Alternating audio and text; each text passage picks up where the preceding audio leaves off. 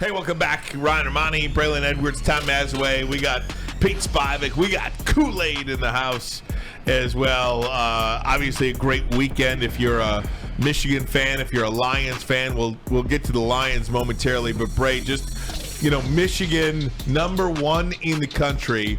And I think all eyes were on that college football playoff selection show yesterday. And can I just say this? Because it has been seen by, let me just, at 2:17 on Monday afternoon, 2:17 on Monday afternoon, I just want to see how many times. So Adam Rittenberg's video inside the Michigan watch party has been seen 12 million times. Okay? Yeah. And laughed at 12 million And the world, times. 10 million of those were like Alabama fans, right? Is reacting to that video, saying that, Michigan is scared to play Alabama. Essentially, they wanted Florida State. And let me just say, I was in that room as it was happening. Their reaction was exactly what 100% of the people watching that show yesterday, when it popped up on the screen, Alabama, it was an oh my God, or an oh, or an ah, or an ooh. Because they knew it was going to happen, but the surprise of a 13-0 Florida State team getting screwed is an audible gasp, I think. Braylon? Do you want me to talk about their reaction, or do you want me to talk about my reaction to both? Both. All right. My reaction to Michigan is the people talking about Michigan was responding to seeing Alabama being the team that was picked. And oh my God, we have to play Alabama. Stop it. Knock it off. You're talking about a team that played Georgia. Got to ask for, but we were ready to play them. You talked about J.J. McCarthy, Donovan Edwards staying after that Georgia game, wanting to get that rematch, and then obviously playing TCU next year. Losing again, doesn't matter. We aren't scared of anybody. Michigan isn't scared of anybody. They legitimately played against Ohio State, Ryan Ermanni, in my estimation, with no head coach. They played against Penn State in Happy Valley. This is supposed to be one of the greatest atmospheres in college football, which it is. Got another W. So what would it look like in the second half? They got away with a win, and they came out of it with a win. Michigan's not scared. Let's get that clear. It definitely was about not understanding. Me as a former player, I understand the analyst side of why they chose the teams they did and why it had to be like that. I'll get into that later.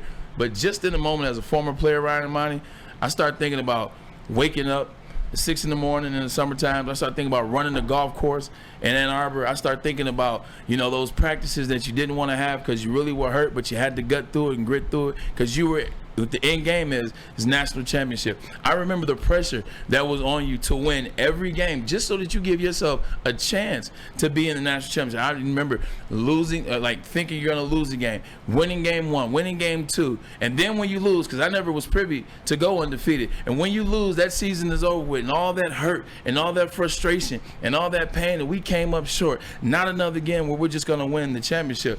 You're talking about a team that didn't come up short.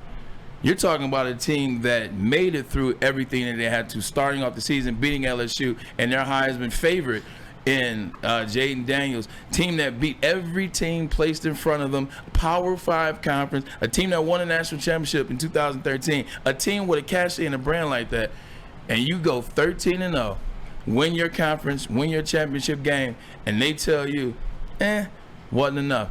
As a former player, I was devastated. I would be devastated if I was those Florida State guys, and that's that gas that you saw as, we know what ESPN's going to do, but you don't believe it until they did it yesterday. Hey, Pete, see if you could find that Florida State video of when they found out that they didn't make it. As you're finding that, let me know. I will tell you this. Of course, people are going to go, oh, hell, we got to play Alabama. This ain't the same Alabama as you've seen in the past. It's just a natural thing.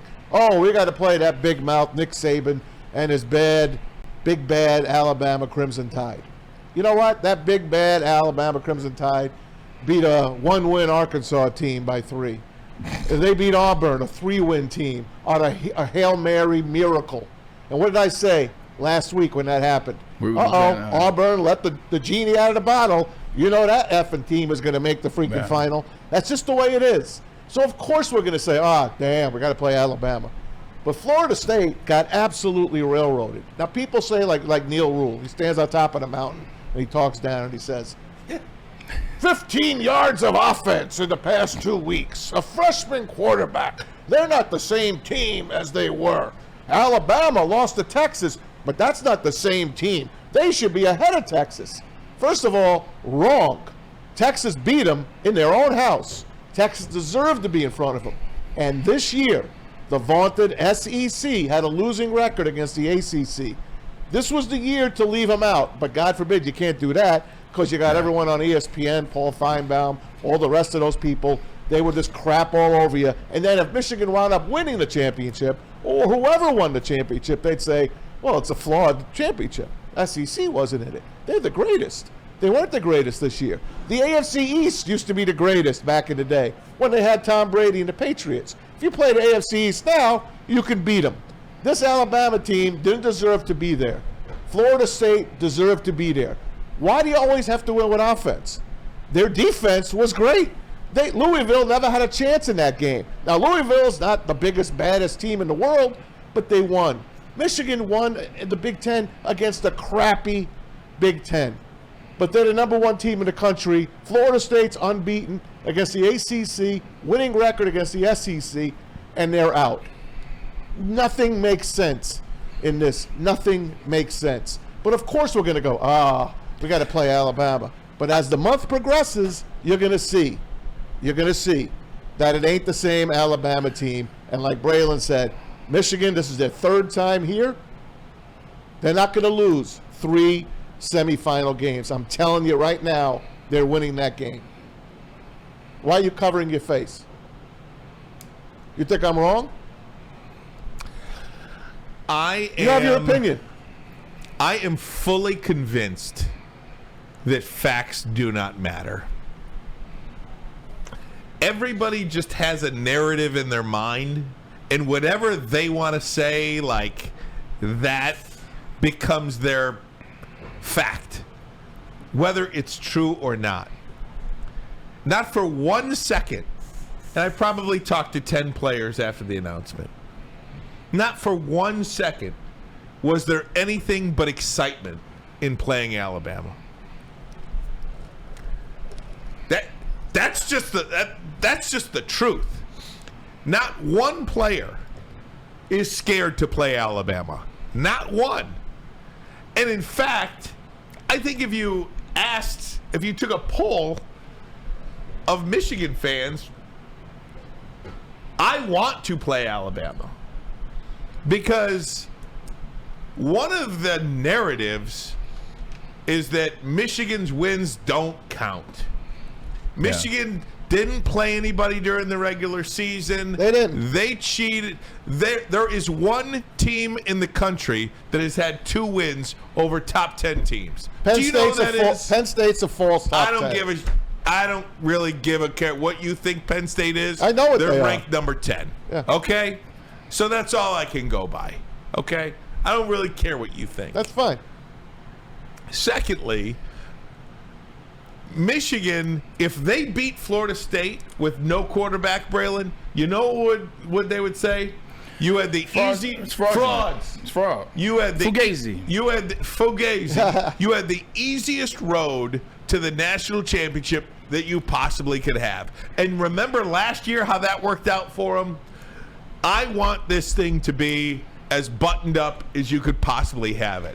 What better way to win a national championship than getting the opportunity to play Nick Saban and Alabama at the Rose Bowl?